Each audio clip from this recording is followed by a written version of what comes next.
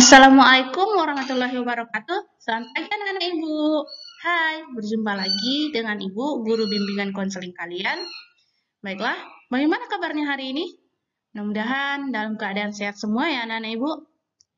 Oke, sebelum kita memulai pelajaran hari ini tentang kemandirian di usia remaja, sebaiknya kita berdoa. Berdoa dimulai.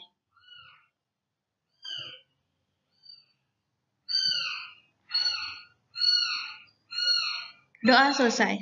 Oke, setiap harinya Ibu pasti menghimbau kalian untuk melakukan 3M, yaitu memakai masker, mencuci tangan, dan menjaga jarak. Oke, materi kita yaitu tentang kemandirian di usia remaja. Pada usia remaja, terjadi pertumbuhan yang pesat, maka tampak remaja secara fisik tubuhnya menjadi besar. Namun dalam perkembangan fisikisnya masih bersifat kekanak-kanakan. Karena tidak jarang remaja menjadi pemurung, mudah emosional, dan tidak mau disebut sebagai anak-anak lagi. Tetapi juga karena keberatan kalau disebut dewasa. Remaja dikatakan dewasa karena berkaitan dengan perkembangan kemandirian dan rasa tanggung jawab. Pengertian kemandirian. Perkembangan kemandirian merupakan suatu masalah pertimbangan sepanjang kehidupan manusia. Kemandirian dipengaruhi oleh perubahan-perubahan fisik yang pada gilirannya memicu terjadinya perubahan emosional. Perubahan logis yang memberikan pemikiran tentang cara berpikir yang mendasari tingkah laku, serta perubahan nilai-nilai dalam peranan sosial melalui pengasuhan orang tua dan aktivitas individu. Masalah kemandirian menurut kesiapan individu, baik fisik maupun emosional, untuk mengatur dan melakukan aktivitas atas dasar tanggung jawabnya sendiri tanpa menggantungkan diri pada orang.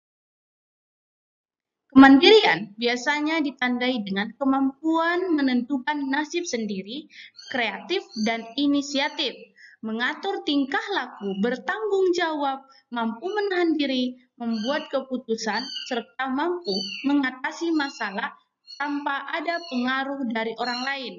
Kemandirian merupakan sikap otonomi di mana individu relatif bebas dari pengaruh penilaian, pendapat, dan keyakinan orang lain.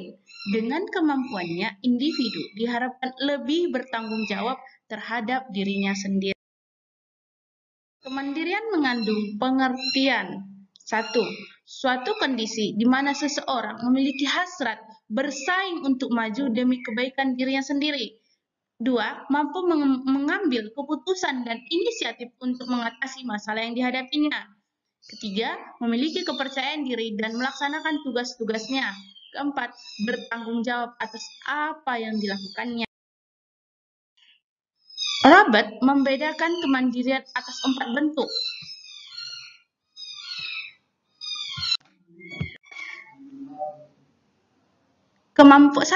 Kemampuan emosi, yaitu kemampuan mengontrol emosi sendiri dan tidak tergantungnya kebutuhan emosi pada orang lain. Kedua, kemampuan ekonomi, yaitu kemampuan mengatur ekonomi sendiri dan tidak tergantungnya kebutuhannya ekonomi orang lain. Yang ketiga, kemampuan intelektual, yaitu kemampuan untuk mengatasi berbagai masalah yang sedang dihadapi. Keempat, kemandirian sosial, yaitu kemampuan untuk mengadakan interaksi dengan orang lain dan tidak tergantung pada aksi orang lain.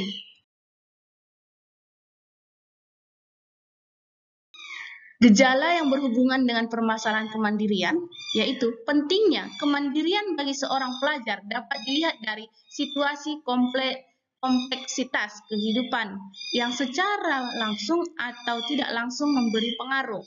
Berbagai fenomena yang sering terjadi karena kurangnya kemandirian pelajar dan sangat perlu perhatian, seperti perkelahian antar pelajar, penyalahgunaan obat-obat dan alkohol, perilaku agresif, dan berbagai perilaku menyimpang yang sudah mengarah pada tindakan kriminal.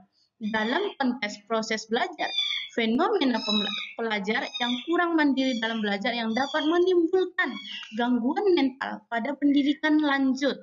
kebiasaan belajar yang kurang baik, atau tidak boleh belajar lama-lama, atau belajar hanya menjelang ujian, membolos, menyontek, dan mencari bocoran soal-soal ujian.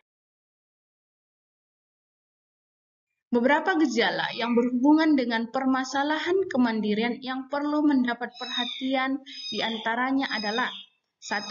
Ketergantungan disiplin pada kontrol luar bukan karena niat sendiri yang ikhlas.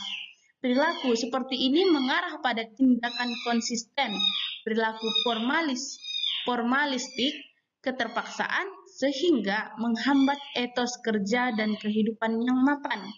Kedua, sikap tidak peduli terhadap lingkungan hidup yang menunjukkan kemandirian masyarakat yang masih rendah karena manusia mandiri adalah manusia yang tidak lepas dari lingkungannya.